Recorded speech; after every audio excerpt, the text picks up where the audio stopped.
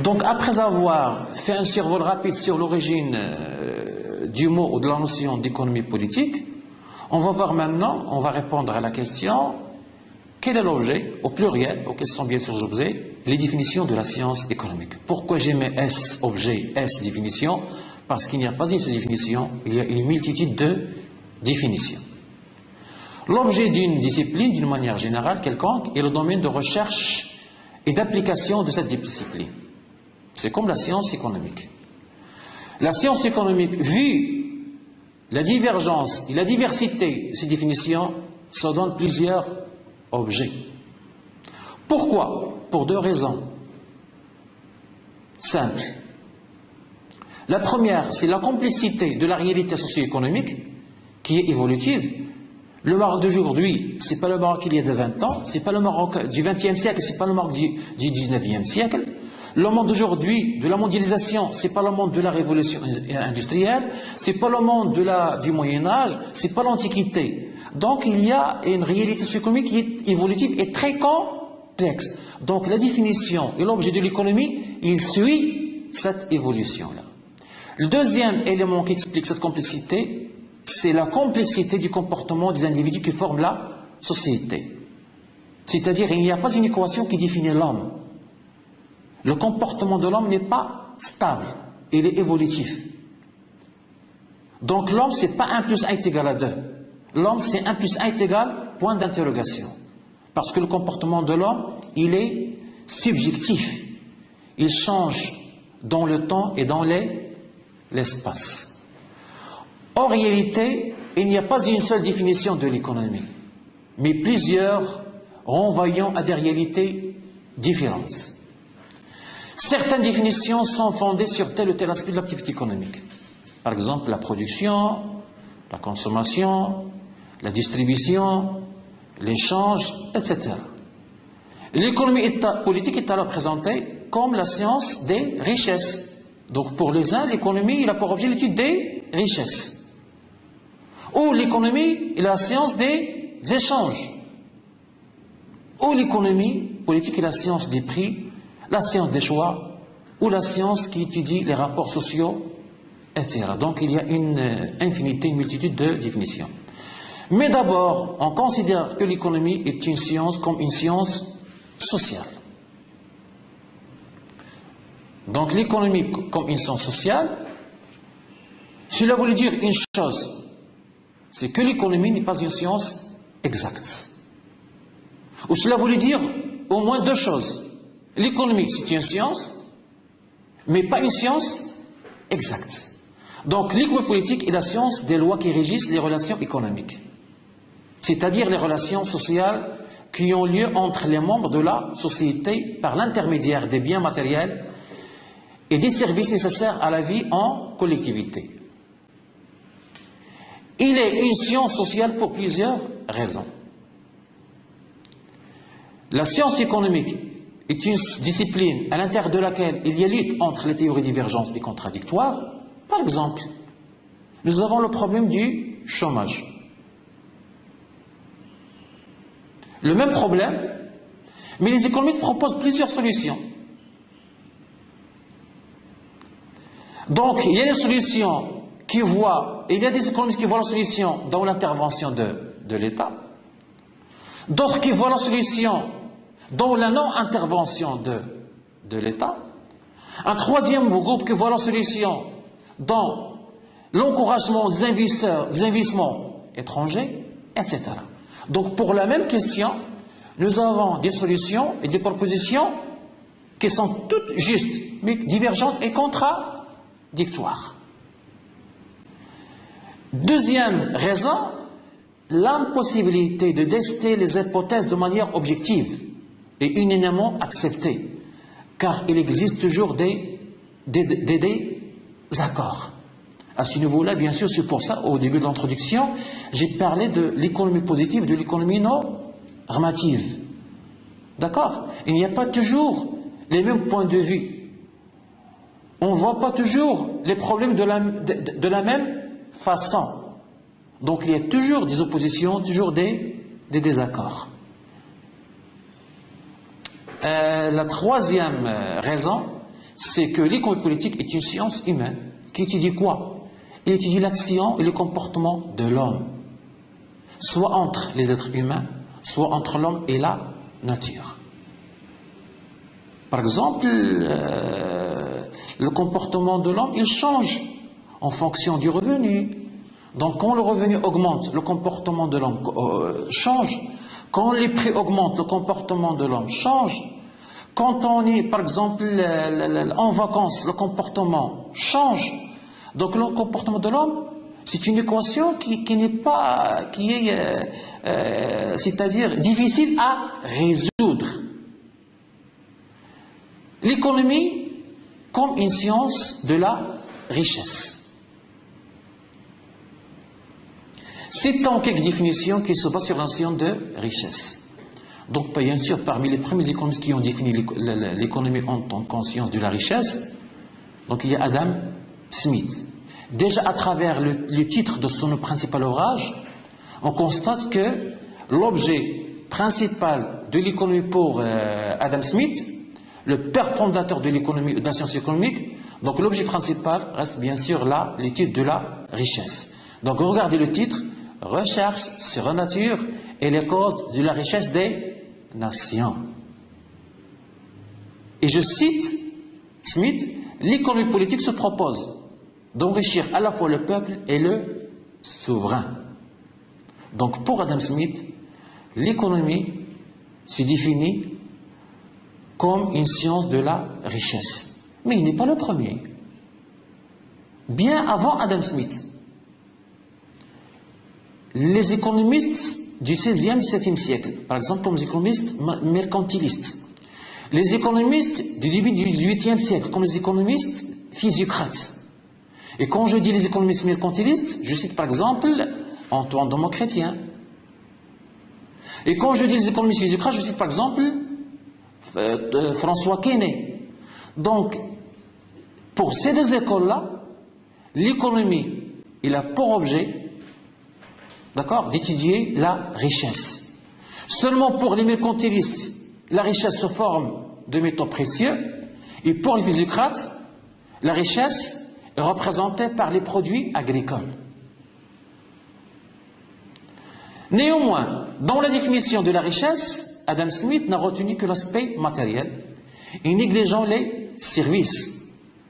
Le travail consacré à la production des services est considéré comme improductif. Donc c'est une limite qu'on peut bien sûr adresser à Adam Smith, c'est qu'il a défini l'économie comme science de la richesse, mais une définition qui est bien sûr nouvelle, qui a révolutionné le monde au XVIIIe siècle, mais avec cette limite-là. C'est que la richesse, il concerne uniquement les biens matériels. Tout ce qui est immatériel, tout ce qui est service, n'est pas pris en considération. D'autres définitions similaires, celles par exemple d'un autre économiste classique, mais appartenant à l'école française, Jean-Baptiste Say. C'est le premier, Jean-Baptiste Say, il est le premier professeur d'économie dans une université française. Donc en 1803, dans un ouvrage qui s'intitule Traité d'économie politique, Say définit l'économie de la façon suivante. L'économie politique enseigne comment se forment, se consomment et se consomment les richesses qui satisfont aux besoins des sociétés. Et richesse, pour Jean-Baptiste Say, tout ce qui satisfait un besoin, c'est-à-dire tout ce qui est utile. Donc il y a un plus, on trouve un plus chez Jean-Baptiste Say. C'est qu'il définit la richesse comme l'ensemble des biens utiles. Utile à quoi? Utile à la satisfaction des besoins humains. En suivant ces définitions, l'enrichissement est le but fondamental de l'individu, de la société. Donc, il est possible donc de dire, pour conclure ce paragraphe-là, que la science économique est définie alors comme la science de la richesse.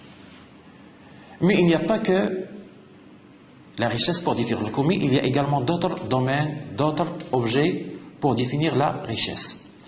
L'économie est une science de l'échange marchand.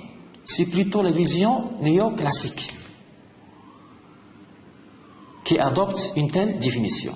C'est à travers l'échange que la valeur d'un bien ou d'un service se manifeste. L'échange s'opère à travers les marchés. Bien sûr, il y a une relation trop étroite entre marché, valeur et échange. Le marché, c'est quoi? C'est l'échange de biens entre offreurs et demandeurs. Le marché, qu'est-ce qu'il fixe? Il fixe le prix, il fixe la valeur. Donc, à travers le marché, à travers l'échange, il est possible de déterminer la valeur d'un bien ou d'un service. Par conséquent, les marchés sont au cœur de la science économique dans la mesure où ils permettent de vérifier l'utilité des biens et de mesurer leur valeur. Les marchés fixent, bien sûr, le niveau général des prix. Nous allons voir ça en détail dans le chapitre 3. Donc, les marchés fixent le niveau général des prix. L'économie devient quoi? Devient alors une science des prix, puisque ce dernier n'est que le résultat de l'échange. En d'autres termes, dire que l'économie est la science de l'échange marchand, dire que l'économie est la science de l'échange des biens et services entre offreurs et demandeurs, c'est dire que la science, l'économie est la science des prix. Et économique, tout ce qui peut se produire par tout ce qui peut se traduire par un prix. Cette conception de l'économie a présenté un intérêt pour plusieurs auteurs qui ont orienté leurs préoccupations théoriques sur l'étude de la formation des prix. Donc la notion de prix, c'est une notion fondamentale pour comprendre la science économique, pour comprendre les problèmes économiques et pour comprendre les politiques économiques. L'économie, toujours selon une conception néoclassique, l'économie est une science de la rareté et des choix efficaces. Cette définition, c'est-à-dire de la rareté, part de l'idée que, puisque les moyens sont rares, il y a lieu de les utiliser de façon efficace. Parce que la rareté, pourquoi il y a un prix? C'est quoi le prix? Le prix, c'est le prix d'un bien. Et qu'est-ce qu'il représente? Qu'est-ce qu'il reflète? Il montre que le bien, il existe en quantité limitée.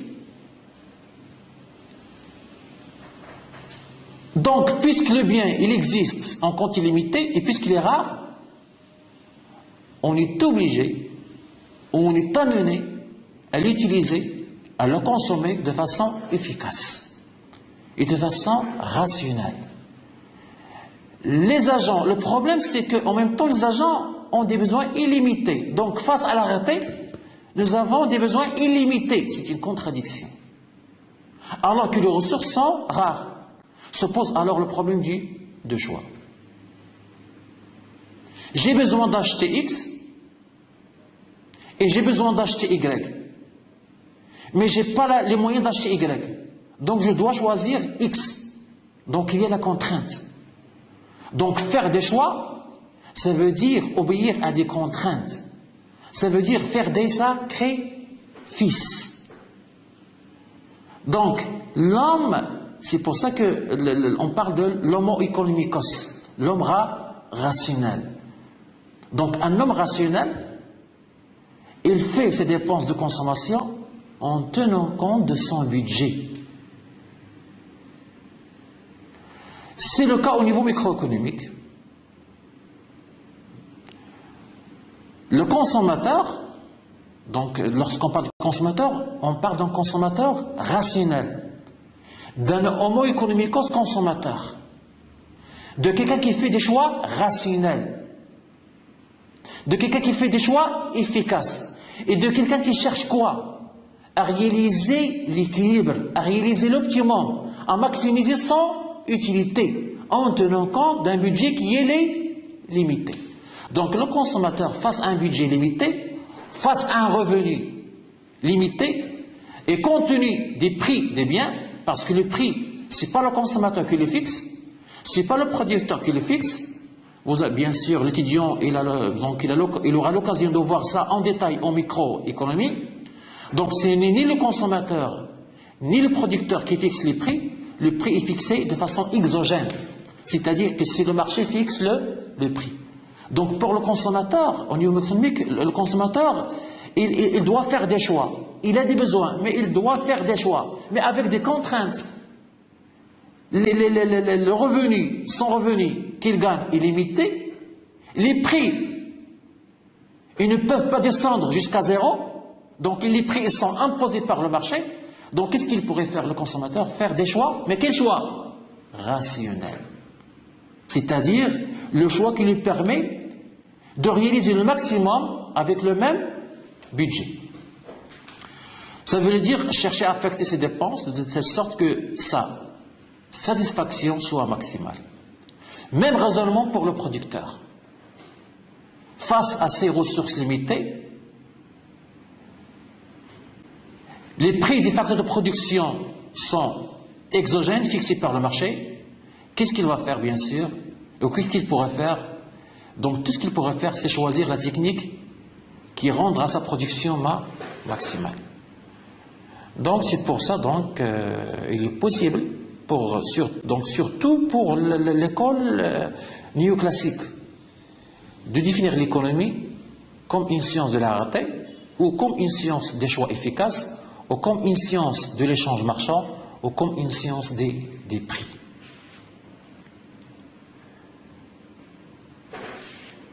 Cinquième paragraphe, l'économie, science des rapports sociaux. On change de direction complètement, surtout avec l'école marxiste, avec les socialistes.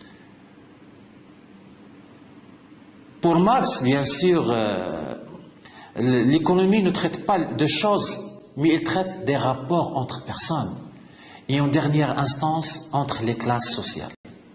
Jusqu'à maintenant, donc avec Adam Smith, avec les classiques, avec Jean-Baptiste Say, avec les mercantilistes, avec les physiocrates, avec les classiques, c'est-à-dire tous ces économistes-là, ils ont mis l'accent sur la matière, sur l'économie comme une science qui a un objectif, objet matériel, l'étude de la matière.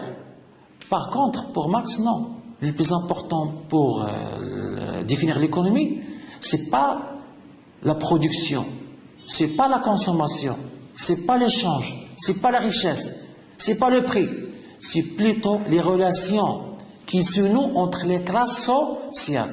Comment sont ces relations-là? Donc, bien sûr, pour Marx, ce sont des relations d'exploitation. Les capitalistes exploitent les ouvriers. C'est pour ça que Lénine écrivait l'objet de l'économie politique au XXe siècle. Ce n'est nullement la production.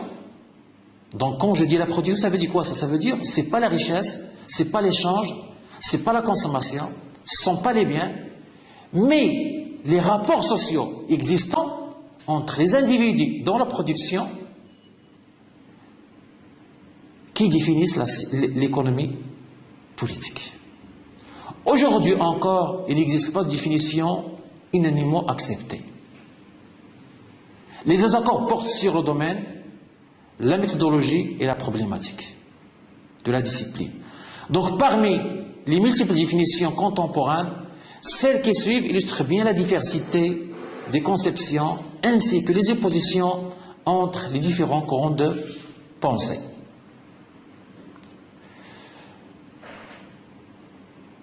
Donc nous avons par exemple les définitions proposées par Samuelson, et je cite bien sûr, l'économie est l'étude de la façon dont l'homme et la société choisissent, avec aussi recours à la monnaie, d'employer des ressources productives, rares qui sont susceptibles d'emplois alternatifs pour produire divers biens et les distribuer en vue de la consommation présente au futur des différents individus et groupes qui constituent la société. Donc, c'est une définition proposée par Samuelson dans son ouvrage publié en 1973, L'économique. Donc, c'est une définition moderne plus complète. Et qu'est-ce qu'on constate? Il tient compte de plusieurs concepts, de plusieurs éléments. La monnaie, les ressources rares, les emplois alternatifs des ressources, la consommation présente et la consommation future, les individus et les groupes d'individus, c'est-à-dire la société. Donc il y a plusieurs éléments qui entrent pour donner une définition relativement acceptable, bien sûr, par les économistes, bien sûr. À travers cette définition, l'objet de la science économique étant la recherche de solutions efficaces aux problèmes que produire, comment produire et pour qui produire. L'objet de toute économie, c'est de répondre à ces trois questions fondamentales. Cette problématique du que, comment et pour qui produire, qui est commune à toute société, ramène l'activité économique à trois actes fondamentaux. La production, c'est répondre à pour qui, quoi produire ou que produire. La consommation et la répartition, c'est pour qui produire. Donc c'est vraiment ce qu'on appelle les grands problèmes économiques qui s'imposent à toutes les sociétés, qu'ils soient c'est-à-dire développés ou sous-développés, du nord au du sud. Toutes les sociétés doivent répondre à ces questions et doivent donner des réponses à ces questions-là. Je répète, que produire, comment produire et pour qui produire. Une deuxième définition donnée par Raymond Barre en 1959, bien sûr, un économiste, on peut dire un économiste géoclassique, mais moderne, contemporain. La science économique est la science de l'administration des ressources rares. Elle étudie les formes que prend le comportement humain dans l'aménagement de ces ressources. Elle analyse et explique les modalités selon lesquelles un individu ou une société affecte des moyens limités à la satisfaction de besoins nombreux et illimités. Donc l'idée principale, c'est qu'il y a une contradiction entre les besoins illimités et les ressources rares. Donc l'économie est définie par rapport à cette contradiction d'après l'économiste français Raymond Barre. Un troisième type de définition est donné par Edmond Malraux dans son ouvrage qui s'intitule Leçons de théorie économique en 1982. Pour l'auteur, l'économie est la science qui étudie comment les ressources rares sont employées pour la satisfaction des besoins des hommes vivant en société. Il s'intéresse d'une part aux opérations essentielles que sont la production, la distribution et la consommation des biens, et d'autre part aux institutions, la banque centrale, la bourse, le marché, la monnaie, et aux activités ayant pour objet de faciliter ces opérations. Donc il y a trois idées dans cette définition-là. La première idée, nous l'avons déjà signalée, donc l'économie est définie par rapport à la notion de rareté des ressources face à des besoins illimités. La deuxième idée, c'est quoi? C'est que l'économie est définie par rapport aux opérations que font les agents, opérations de production, de consommation et de distribution de biens et de services. La troisième idée, et qui est la plus importante, l'auteur il intègre les institutions, d'accord, qui facilitent les opérations économiques. Quelles sont ces institutions-là? La banque centrale, la bourse, le marché et la monnaie. Donc il insiste sur ces éléments-là pour donner une définition moderne à l'économie.